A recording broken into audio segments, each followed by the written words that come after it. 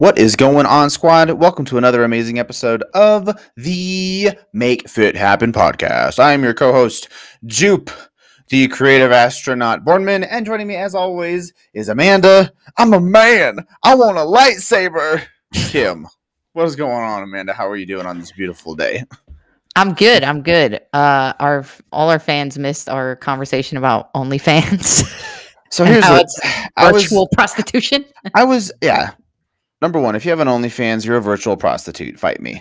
And if you're making, and then I say this because there are some, either way, you're a porn star, you're your own porn star, you're a virtual prostitute, whatever you want to call it, doesn't matter. But I'm like, I was flipping through, some stuff recently and I listened to a podcast and it was a very rough podcast. I'm not going to go into it, because it bashes on some folks. But then I was like, I wonder how much money these people are making.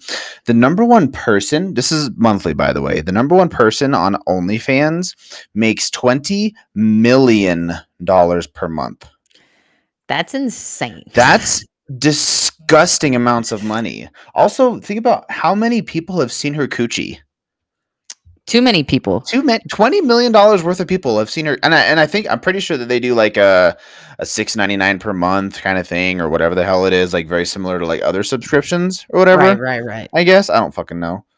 Either way, the fucking worst. It's disgusting. Now that I am older, more mature, because I'm not gonna lie, I at one point I thought about making one. So as I say this, at one point thought about making one. Thank the Lord I did not. I was hard up for cash trying to figure out how to make more money since I was working from home. But either way, long story short, I can't believe people make that much money. What is our world coming to? But let's make sure we don't sexualize women. Okay. Yeah. And I told Jupe, I was like, Jupe, I'm not good looking to be on OnlyFans. like just not good looking in general, but seriously, like what the hell? Yeah, it's ridiculous. Never mind. Either way. Moving on. Today on this episode, guys, I'm real excited because we're going to learn about a super duper interesting topic today. It is called Metabolic Syndrome. Like syndrome from Incredibles. Something like that. No, just kidding. Okay. Now, what is metabolic syndrome? I don't even know. What is it? Lay it on me. What is this thing? So the definition of metabolic syndrome is a cluster of biochemical and physiological abnormalities associated with the development of cardiovascular disease and type 2 diabetes. Diabetes. The main components of metabolic syndrome are obesity, high blood pressure, high blood triglycerides. So that's the measure of fat in your blood cells. Mm-hmm. Low level of HDL cholesterol, which is the good cholesterol, and then you develop insulin resistance. So metabolic syndrome is not like when your metabolism is broken.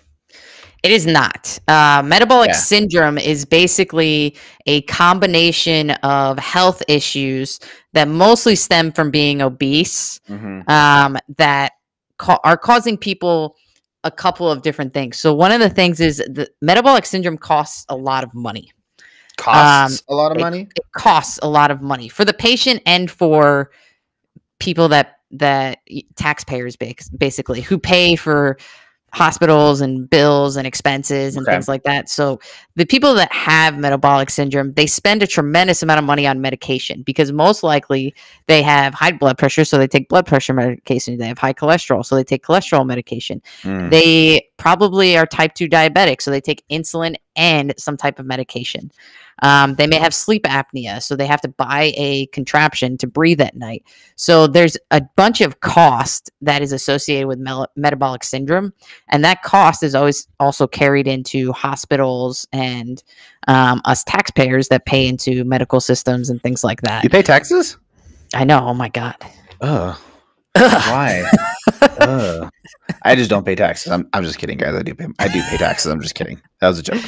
You wish you didn't pay taxes. I wish I did not, especially on them big old fat commission checks. Yucky. Tax exempt, dude. Don't do that because it comes back and bites you in the bumhole later. Yeah, if you do like 6 months in a row. Yeah. If you do like 1 or 2, it's not that big of a deal. Oh, okay. I'll remember that. So, when you... Oh, my goodness. Whoa. What was that? Hold on. Sorry, guys. I had a big yawn. I need to take a sip of this Rain Inferno Watermelon Warlord flavor real quick. Hold on. Sick plug, dude. Rain. When are you going to talk to your people about sponsoring this podcast? That's what we need. We need Rain to sponsor this podcast. I know. That's what I need. I am doing a giveaway of a I'm doing, you have to be within the Denver metro area. So if anybody in the Denver metro area listens to this, go to my Instagram at jbornfit. There is a picture of me holding a case of Reigns, and if you comment your favorite flavor and tag 2 people, and then also go follow Make It Rain Denver, REIGN Denver, then you will get a 12-pack. Yep, a 12-pack of assorted flavors of Rain, hand delivered by yours truly. Hand delivered. If you're in the Denver metro area, you go the extra mile. Yeah, you have to be in the Denver metro area. Well, that's it. I know. I can't participate. I know. So if you're in Denver, go check it out. Anyway, when you're talking about this here metabolic syndrome, it may be me. My voice is cracked. It sounded very much like you have gunk in your blood, and it's not good. Yeah, like that's what I imagined. That's a lot of it. Is a lot of the stuff that they're measuring to test whether you have metabolic syndrome is found in your blood. So, like, you know, you have fat closer to your heart arteries, which usually the test for that is to see how much cholesterol you have in your blood. You are insulin resistant, so you've either been eating a lot of fast food or a lot of sugary foods for a long period of time, and your body now is not either is overproducing insulin. It's not responding correctly to the meals that you eat. That is the basis of type 2 diabetes. So to kind of clarify, type 1 diabetes means that you don't create enough insulin in your body and it's hard to regulate. So when a type 1 diabetic eats a meal, their blood level, the blood sugar will spike, and their normal blood sugar is actually at a higher level than let's say someone that is not diabetic. Gotcha. So they have to take insulin shots normally, or nowadays a lot of people have a pump where they don't have to think about it and they don't have to take shots, and it just sticks in you. Right. It's auto regulates for them. So after they have a meal, they don't have to think about how much insulin do I have to dose myself with to factor in that I just ate a meal with a lot of carbs or something like that. It auto regulates it for them. Gotcha. A type 2 diabetic is basically you're creating enough insulin, but your body is not responding to the insulin that you're creating. So either your receptor, the most common thing is the receptor that picks up insulin and travels through your body is broken, basically, is the best way I can explain it. Imagine that receptor has a wrench stuck in it and no one can get it out. So it can't pick up the insulin. So your body just keeps producing more because it thinks that you haven't absorbed that insulin. Gotcha. Okay. That makes total sense for sure. So let's dive in then. So like, what exactly is it that causes this metabolic syndrome? Like, what is the causation, the causality? What is it that makes this bullshit happen? So the biggest thing is obesity. This never was a thing. This never even had a name until our obesity rates started rising in the late 90s, early 2000s, when the US and other countries like the UK, Ireland, some Middle East countries have very high incidence of obesity, to the point that 30 to 40% of our population is obese. Right. Not just overweight, like obese. 10 or 15 pounds, like obese, which is you're 50 plus pounds overweight. Which is pretty wild. Now, I'm not saying that there's not any obese people that are healthy. I know plenty of people that are obese and are very healthy. Yeah, there's a difference between carrying excess adipose tissue, which I would say 95% of people in the United States carry excess adipose tissue, quote unquote, carry excess fat. There's a difference between having excess adipose tissue, having a very healthy heart, being strong, eating right, all that, having your hormone levels be correct, and being obese and unhealthy. Right, exactly. Because a lot of people that have metabolic syndrome, they're completely inactive as well. So either for their job, they sit at a desk all day and they don't really move. And then when they have their lunch, it's usually a very high calorie, usually has a lot of fat and sugar and salt in that meal. So perfect example is they go to an In-N-Out burger every day for lunch. That is a perfect example of like that high fat, like gives you that quick satiation, but is really no nutrients in it, not a nutrient dense meal. Nope. No, you got to get the nutrients in, folks. Yeah. So then they go home and they sit on the couch and they watch TV all the time. And then most of those people aren't sleeping well, so they're not getting enough rest either. So this is like a snowball effect of years and years of just inactivity, not resting properly, and then eating very high calorie, very low nutrient type foods consistently. Gotcha. No, that makes total sense. So basically, you need to make sure that you're like, even if you're not necessarily super physically active, this sounds like it's really tied to diet specifically, just having a really, really unhealthy diet. Yeah, 100%. So it's linked to, like we were talking about, the insulin resistance. So that that is basically the sign that you are either pre-diabetic or you have type 2 diabetes, is you are insulin resistant. Normally your digestive system breaks down the foods you eat into sugar. Insulin is the hormone made by your pancreas that helps sugar enter your cells to be used as fuel.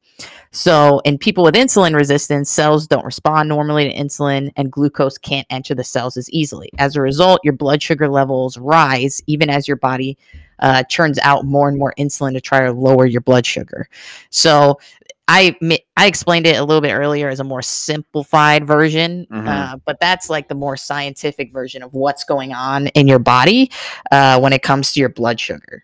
Okay, gotcha. So we've gone over what it is that causes it. Now, what exactly will you? Let's say that you haven't, you like where we want to see what's going on. Like, how do we? What are some signs that we have this metabolic syndrome? Like, what are some symptoms? So I would say the biggest one is someone who is obese but has a very large waist circumference. So someone that carries most of their fat in their midsection and have a very large waist, that is a huge sign of metabolic syndrome. And it goes beyond just being an obese person, because there are obese people that, for example, women, we tend to carry weight in our lower half, so in our trunk. So we carry weight in like our hips and our butt and our thighs. I'm like a perfect example of that. I don't carry a whole lot of weight in my upper body. Most of my weight is like lower, you know? But some women, like my mom's a good example, and they call that the pear shape of what I have. But my mom has like an apple shape, which is she carries most of her weight actually in her waistline. So in the middle, that is actually much more unhealthy than how I carry my weight, which is in my lower half. And the reason for that is high fat content associated with your waistline. So that fat being stored at your waistline has been associated with, high risk of cancer, like we were saying, diabetes, stroke, heart disease. There's a clear correlation between having a very large waistline and carrying most of your body fat in your waistline compared to if you carry it in other places in your body. I didn't know. Is it the same thing for men too? It is the same thing for men. Men tend to not have like the apple or hourglass shape. Men tend to they kind of look like an X, I would say, or some people say it's an hourglass, but I really call it like an X. So men tend to have very broad shoulders. It kind of tapers down to a smaller waist, and then the legs may get a little bit bigger. Okay. Or an upside down triangle is a lot of what people look at as men's shape. Now, some men that are obese, they will carry it in their midsection. I don't really see a whole lot of men that carry their weight actually in their lower half. And that's unfortunate because you do see a higher incidence of metabolic syndrome in men as opposed to women. I didn't know that. I used to joke that my dad was a very big guy. He was 5'9", 320 pounds, and I jokingly said he looked like a pear with two toothpicks at the bottom because he only carried all of his fat mass directly around his belly button, but he had super crazy muscular legs, so it looked like he had two little toothpicks underneath his hair. So, and you would see him from like across the baseball field or across the track, just walking. You could barely see his legs move, but you saw a massive pear walking on the track. So anyway, great. So we know what the symptoms are. Now, is there a specific subset of people that kind of might be more at risk for this? I mean, obviously we've gone over obese people, but is there any other kind of subset that might have this kind of that might get metabolic syndrome? Yeah, so there is about 5 large risk factors that lead to metabolic syndrome. Some of them are controllable and some of them are not controllable. So for example, the first one is age. Your risk of metabolic syndrome increases with age. That's something can control that piece of cake. Time machine, guys. Time machine. Time dilation. But in all seriousness, age is something that you can't control, right? So we're all going to age. There's no way to stop that. So it's basically they're making. I'm getting super soldier serum, and I'll just not age. I'll be like Bucky, is what I'm gonna do. So Jupe's gonna freeze himself, so he just comes back to haunt me for the rest of my days. Exactly, it won't be a problem. Done. Absolutely. Exactly. Also, I think I have officially decided that Captain America is my most favorite Marvel hero. I think I've officially settled on it. And the reason he's my least favorite, but go what? On. He's my least favorite because he's boring. You know what got me? So I was flipping to I like his I'll never back down no matter what kind of attitude, I think is what sold me on it. As he is boring. He doesn't have he has 0 superpowers. Right. He's just honestly, but I'm the same person that will tell you I don't like Superman either. Because I also think he's OP as fuck. Yeah, like he's overkill. I think the reason why I liked him so much, it was the thing that I was like, I wasn't so sure about him, but somebody broke down the last scene in Endgame where his shield is broken. He's fucked up. All he has is the hammer and half of a shield, and he's about to take on Thanos' army. And he's, no matter what, he's not going to back down, even though obviously it's just him. He's the last thing left standing. But he had no idea the rest of the Avengers were going to show up through those portals, obviously. And he stood his ground. And I was like, that's a fucking badass. He knows he's about to get fucking killed, but he will not stop. He's going to take at least some of those fuckers down with him. And I was like, boom. I think I love him.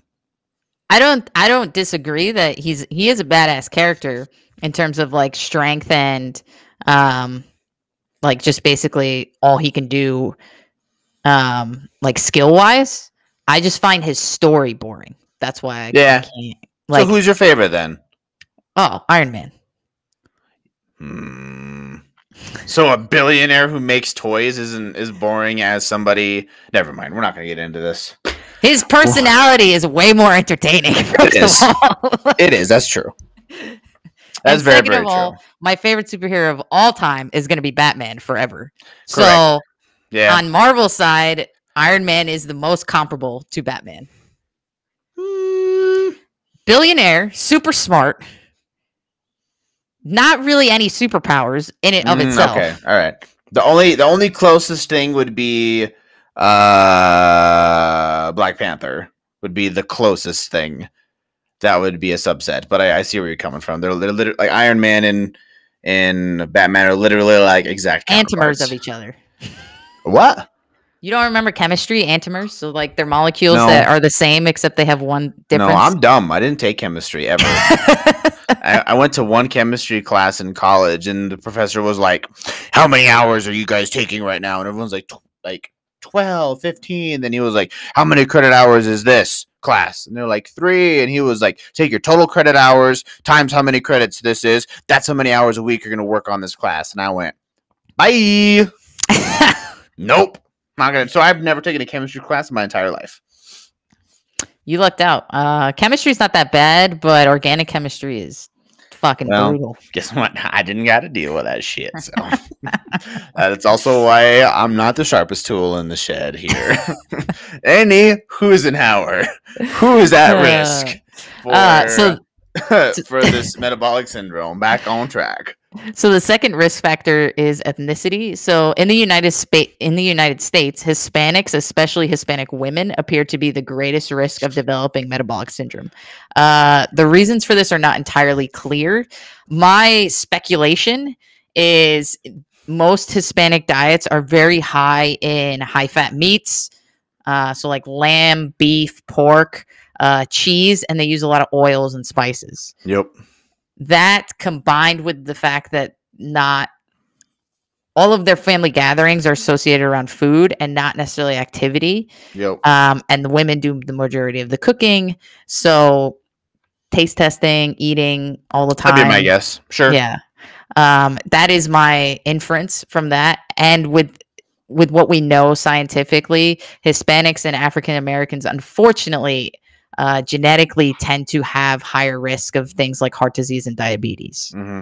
This is science, guys. This is not opinion. Anybody who says that's a racist thing can find me in the parking lot.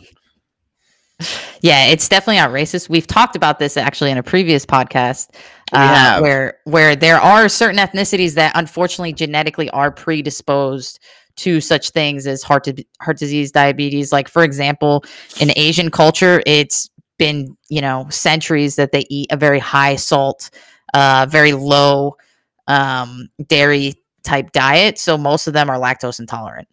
Yep. Apparently, if you take 6 to 9 months and don't eat any dairy, apparently you develop lactose intolerance. Did you know that? Yeah, you can. I mean, I had no idea. It's an enzyme that you basically stop using. Yeah, I followed this guy on TikTok. His name's Iron Sanctuary, and he was like, "Hey, did you guys know that if you you guys develop because he just did a bodybuilding show, so he went from like not fat but like fluffier and did a bodybuilding show and was super duper strict for like 6 to 9 months, and then he was like, yeah, I know this because I had some ice cream and I just exploded the toilet, and now I think my wife's gonna divorce me because I destroyed our bathroom." So anyway. Yeah, there's that for you. That and your allergies actually change every 7 years. So if at one point you were lactose intolerant, you could actually suddenly become not lactose intolerant. And a lot of people don't know that your allergies do change every 7 years. I did not know that. For example, my college roommate Alicia, she used to have basically Nutella and toast almost every single morning, and she'd have almond milk in her coffee and stuff. So there was one, and we roomed together all 5 years we were in college. So there was 1 year, and I think it might have been either our last year or the year before that, she started to get like random hives, and it was during the springtime, and she did have like normal pollen allergy. So we thought it was that. And then there was one night where she woke up and she was like completely in hives. She woke me up. She was like, she felt like her throat was closing in. So I had to drive her to the ER. And they basically said that she was having an allergic reaction, and we thought it was like, we tried everything. We thought it was the shampoo we were using. We thought it was the laundry detergent we were using. I think at one point we got like a humidifier, an air purifier. Like, we couldn't figure out what was causing this. And then it happened like again, where basically she took herself to our like campus, hospital because it wasn't as severe a reaction, but she still had hives and she still had a reaction. Jeez. Come to find out, she gets an allergy test. She all of a sudden became allergic to hazelnuts and almonds. Wow. Yeah. That sucks. Yeah. And like literally, she had never had an issue with it before. We had lived together for like 3 or 4 years now. I've seen her eat this stuff. Never had an issue. Never even crossed our mind that that's what it was. Jesus. No, I would have no idea. There you go. Getting all the knowledge. Okay. Anyway, what are some other things that would make you more at risk for metabolic syndrome? So the biggest one that we've mentioned so far is obesity. So carrying too much weight, especially in your abdomen, like we talked about, increases your risk of metabolic syndrome, severely, like upwards of 50 to 75% that you will most likely develop metabolic syndrome. Wow. It's pretty crazy. Horrible. Jeez, that's a disgustingly high multipliers. Yeah. And then the next one is diabetes. So if you have diabetes or you are diabetic, you're more likely to have metabolic syndrome.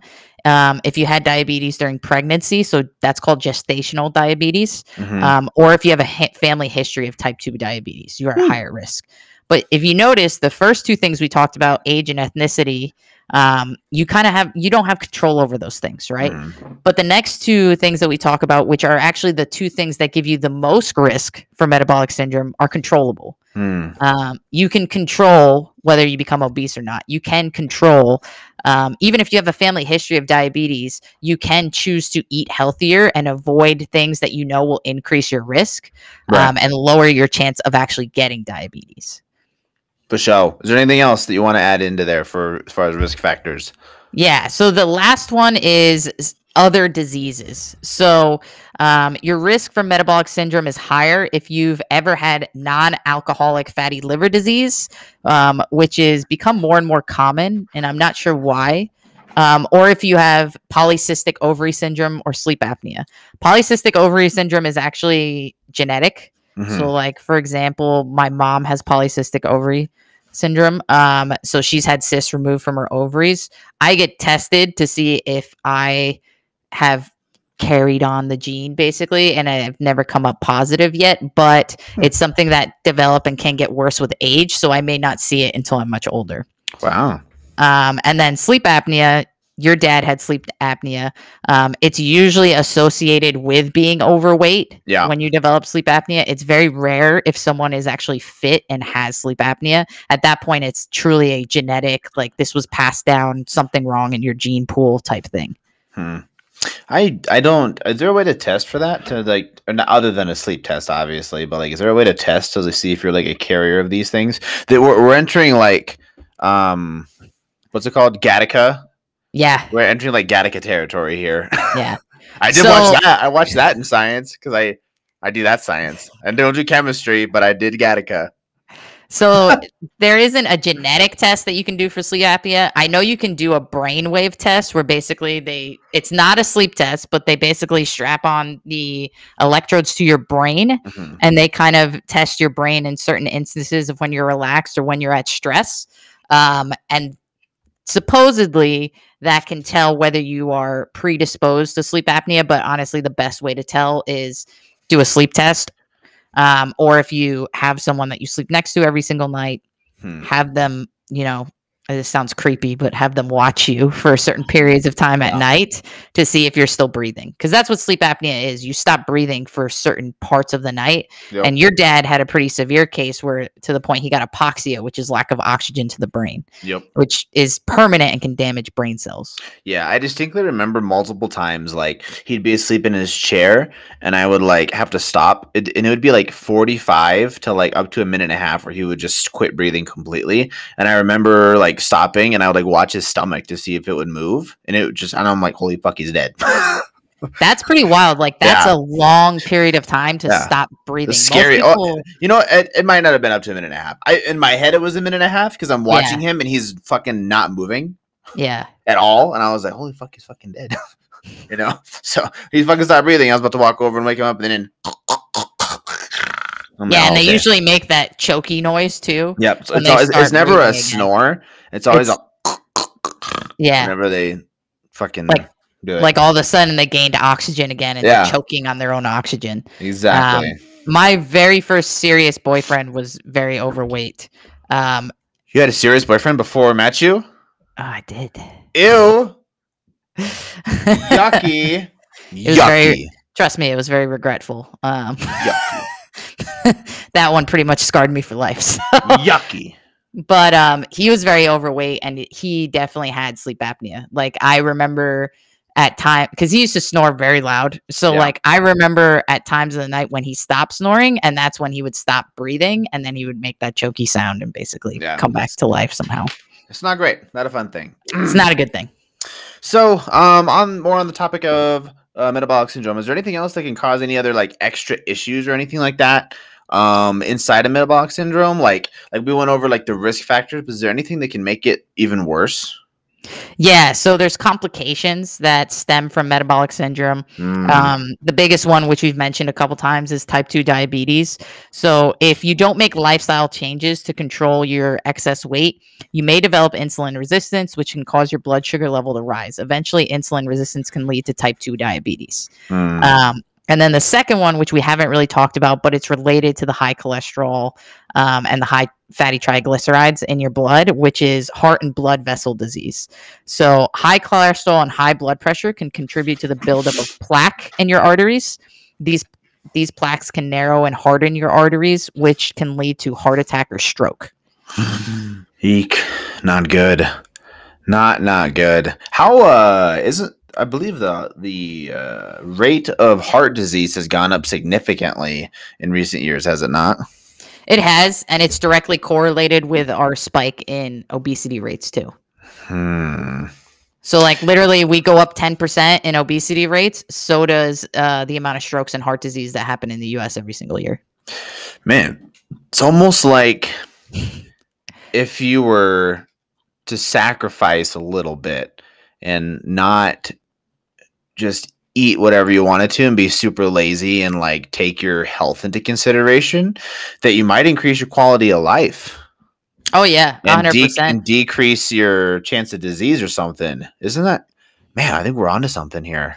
I think we are. But that's one of the reasons I Wow. wanted to talk about this topic is some people have heard of metabolic syndrome, some people haven't. I had not. But the biggest thing is a lot of this is preventable, Mhm. and most of this is associated with our obesity rates. And people like to say that, obesity doesn't kill you right away. So why is it such a big deal? Well, it can. If you get a stroke and you're brain dead, like you are basically dead. Yeah. Yeah. Like you have one body, and I was talking to somebody recently, and they were kind of like torn between this, like, you have one body, so YOLO, but also you have one body, so you need to take care of it. And I'm on the topic of just be like in the middle. Honestly, like even just general health and wellness is disgustingly easy to achieve. Yeah. Like, I would say that you and I were relatively obsessed. We're kind of the weird ones. Yeah. And I'd put us in the top 5 percentile, maybe 10 percentile. I'll put you in the top 5. I'll put me in the top 10, 15% as far as like being healthy and stuff like that, because I still eat like shit quite often. But even at that, like, we have increased our likelihood of being healthy and not having these diseases tenfold. Like, we're fighting them all the time with our good health. Like, I just don't understand how. I guess it's got to do a lot of like mental blocks that happen for people, I think so. I also think this might be controversial, but I just think a lot of people are weak-minded nowadays. Yeah. Like, I think our culture in general has developed to be so sensitive, and so like every little thing has to offend someone, and no one ever takes responsibility anymore for things. Yeah. And that's like a big pet peeve of mine, because I'm big on like take ownership and like take responsibility, because you shouldn't look at everyone else to blame first when something goes wrong in your life. You should always look at yourself and what could you have done better, or how could you have handled the situation better. And that's like a life thing that I live by. I do that at work. I do it in my personal life. Like, I'll tell you, like, even when Matt and I fight or something, I may be pissed in the moment and I may think I'm right. But the first thing I do is take a step back and be like, okay, what could I have done better? How did I poorly handle that situation that would cause us to get into a fight? So even though I could be mad and yelling at him, in my head, I'm not necessarily blaming him. I'm looking at what things did I do incorrectly. Exactly. Retweet 10,000 times over. Absolutely. And I read this in a book recently, and it always resonates with me that if you take ownership, like if your life is your fault, then you are the one that can fix it. Yeah, and honestly, you'll be happier that way because you don't feel so powerless anymore. Yeah. If my life's the way it is because the government, we all fucking President Joe Biden said, "Oh yeah, I'm gonna fix your student loans and I'm gonna forgive them." Guess what's not in his budget? Student loans. Like, if you think that if the reason why you are where you are is because of the government, you're fucked, because the government's never going to change. They're just going to leech suck you. And I'm not going to say, not to say I'm an anarchist, because obviously we need the government in place. Anarchy! Anarchy! Anarchy! I don't know what it means, but I love it. No, but it's always like, if my income is stuck the way that it is because of my employer, then I have to wait every year for a raise to have any kind of a change, or I can do something about it and do something that generates more income. If my life is my fault, then I can change it. Yeah. And I think that's a tough pill for a lot of people to swallow. Yeah. Because they're always looking externally. And they're always looking at circumstance. Like, my circumstance is the reason my life is the way it is. So, when it comes to weight loss, they'll blame, well, my parents were overweight and never taught me how to eat healthy, so I was doomed to be overweight. Like, that's not true. I can tell you for a fact, my parents never really cooked until now. Like, my mom doesn't work, and during COVID especially, my parents' hobby became cooking. And they actually got really good at it, I will say that. But when I was growing up, they didn't fucking cook. Yeah. Like, it was a lot of fast food, it was a lot of sugary foods, and I was very overweight growing up. And my mom is, predisposed to being more overweight. It's hard for her to lose weight. And so I could have very much been like, oh, well, I'm screwed for the rest of my life. I'm always going to be fat, type of thing. But I chose not to think like that. Now, did I have to make a lot of sacrifices? Oh, yeah. Like, there was times where I couldn't hang out with friends as a teenager, which I know is like a big deal to a lot of people. But I still very much am. Not as badly as when I was growing up, but I still very much am an introverted person. So it didn't really bother me as much. But if you're someone that craves like the social environment and that acceptance from your friends, then it would probably bother you more. But there's a lot of times where, like, I didn't hang out with my friends. I would be working out and I'd be too tired to hang out because all I'm doing is working out and like eating super healthy. And, I wouldn't go out to eat with them because I was basically terrified of like gaining weight at the time. So I was like, no, I can't do that. And it took a lot of sacrifices, but to be honest, through that, I really learned who my real friends were and who was just along for like the ride in the moment type of thing. Because the people that were my real friends are people I still keep in contact now, almost 20 years later, so. Exactly. It's just, you have to learn that like it's not always someone else's fault. So especially when you're overweight, you have to start with yourself. Because like what Jupe was saying, if you look at yourself first, you can take control and you don't feel so powerless and you don't feel like this is completely an obstacle that I will never overcome and I can't overcome. Right. Here's the one for if you want to be healthy or you want to get fit, you want to lose weight, this goes for me too, because like I said, I've been trying to cut recently, and I'll be 100% honest with you. I'll say this on a recording. I have not been disciplined in my nutrition. I am sorry, Amanda. But who is the guy who's stuffing scones in his face? Me. Mm-hmm. Who is the guy who has been who's been eating all kinds of fucking fruit snacks all the time? Me. I am the one who's putting food in my mouth. It is nobody else's responsibility but mine. Does Katie go buy it? Yeah, because she eats it and she loves it and I love it too. But it's my fault that I'm not sticking to my diet. It's nobody else's fault. Right. And I think that's what, even when people do start to diet, and they start changing their eating habits and they start to blame like your husband or your wife for buying that and like, you're trying to sabotage me. It's like, no, you got to learn to have a little bit of willpower, because Correct. You're not going to live in a bubble all the time where everything goes according to plan. Like you need to learn to roll with the punches sometimes. And sometimes you're going to end up on vacation. There may not be always healthy stuff to do or healthy stuff to eat, and you need to figure out a way to stick to it. Yeah.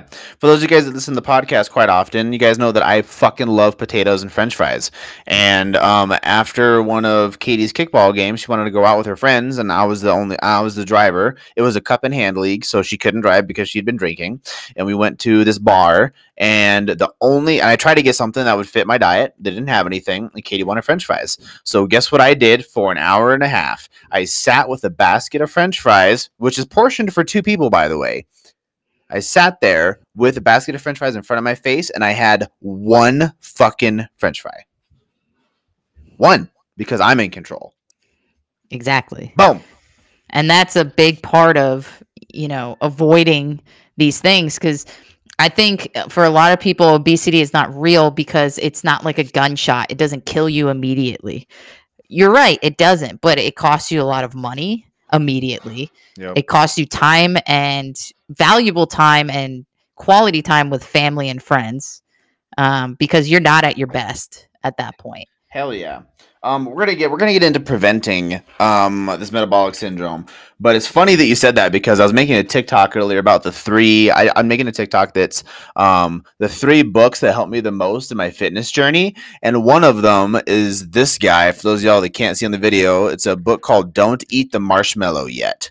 And it's a basically, I'll do a synopsis, but it's basically a book about delaying gratification, and where they actually did a study of kids that were able to delay gratification.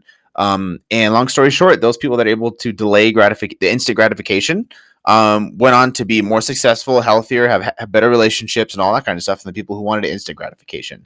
That's the difference between not developing this metabolic syndrome and being healthy, is the fact that you're able to delay that gratification of grabbing that burger and eating that food, or grabbing that candy bar, or, oh man, I really don't want to go work out. I'm just going to sit here and watch Netflix. Watching Netflix is way more fun than going to the fucking gym for some people. I know I'm kind of a sociopath because I like the gym over Netflix, but for most people, they would rather watch Netflix. They'd rather watch another episode of Netflix than go outside with the dog for a walk. And you have to delay the gratification in order to be healthy and live a healthy, active lifestyle. Yeah, 100% right. Boom.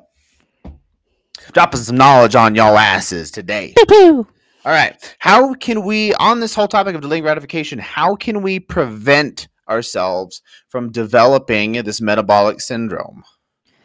So the biggest thing to keep yourself from getting a metabolic syndrome, or getting any of the diseases associated with metabolic syndrome, is basically to commit to a healthy lifestyle. And a healthy lifestyle includes getting at least 30 minutes of physical activity for most days of the week. If not every day.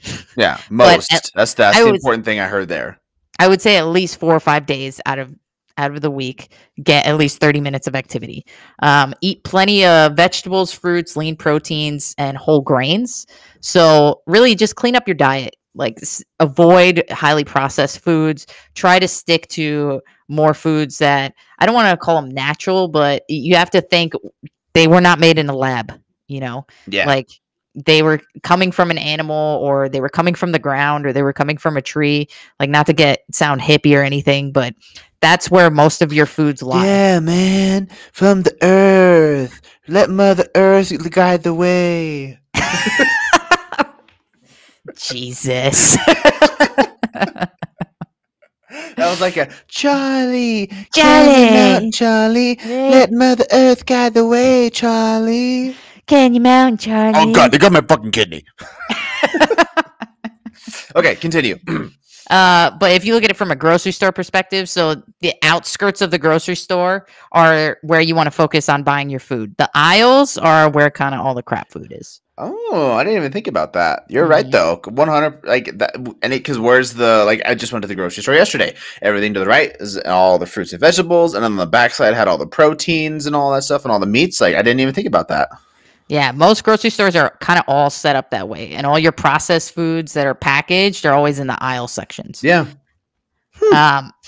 And then try to limit the amount of saturated fat and salt in your diet.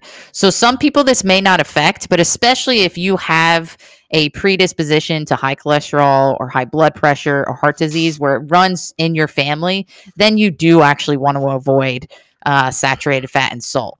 Now, if you don't have a predisposition, that's not to say that, these are necessarily unhealthy. So, the healthiest culture is Japanese culture, and they eat the highest incidence of salt. They eat 3 times the amount of sodium than the average American does. Yep.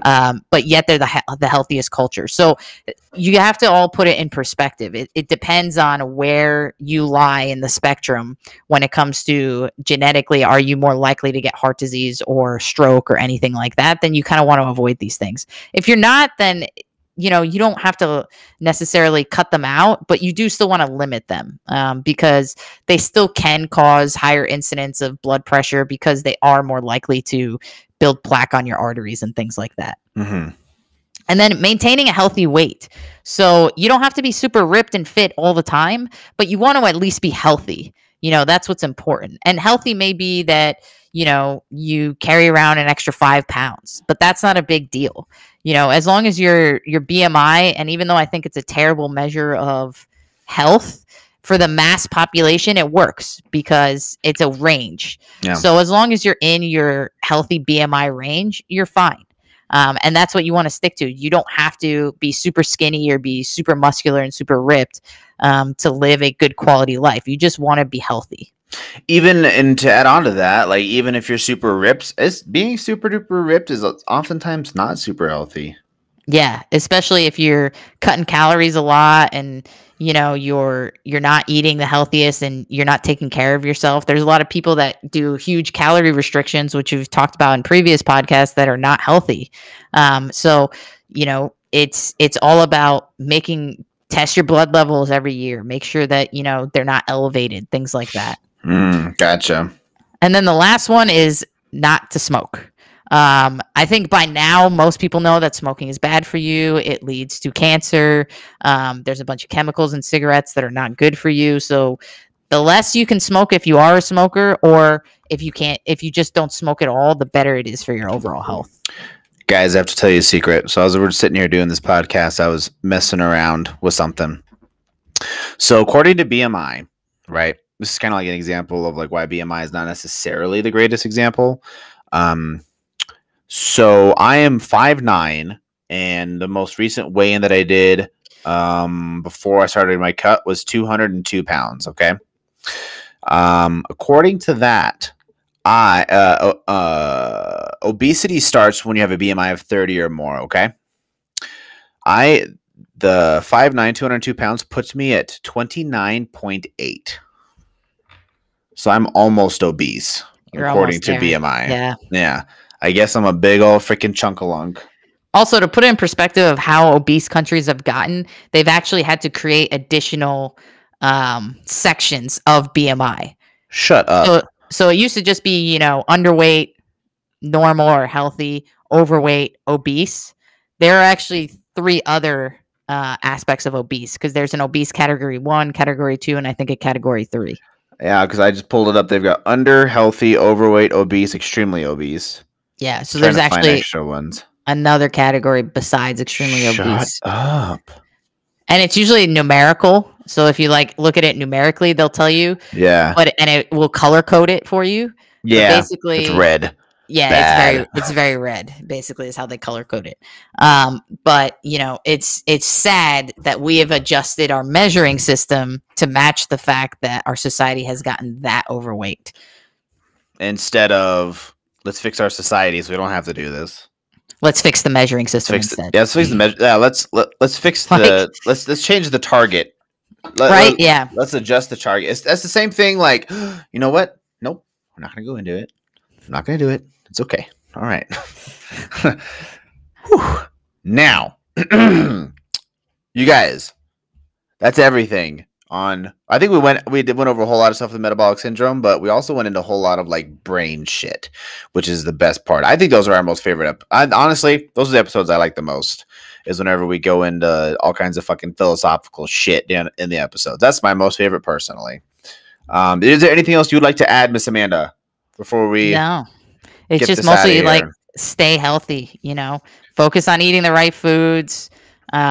If you are very overweight or you are obese, take it seriously. Do something about it today. Do something. Get on the right track. Your body will thank you for it. Guys, That's it. That's all. On the next episode of the Make It Happen podcast, we're going to be going in. We did episode of macronutrients. So we've got your protein, carbs, and fats, right? On the next one, we're going to talk about the opposite side of that. So your micronutrients. These are all of the vitamin A, vitamin B, vitamin D, vitamin B6, vitamin B12, vitamin K, all the good shit that's super iron, zinc, carbon dioxide. All the things, yeah, all the big old fancy words that are super duper important to your body that make your body healthy. So until next time, you guys, this has been the Make It Happen podcast. Love, peace, and protein. Peace.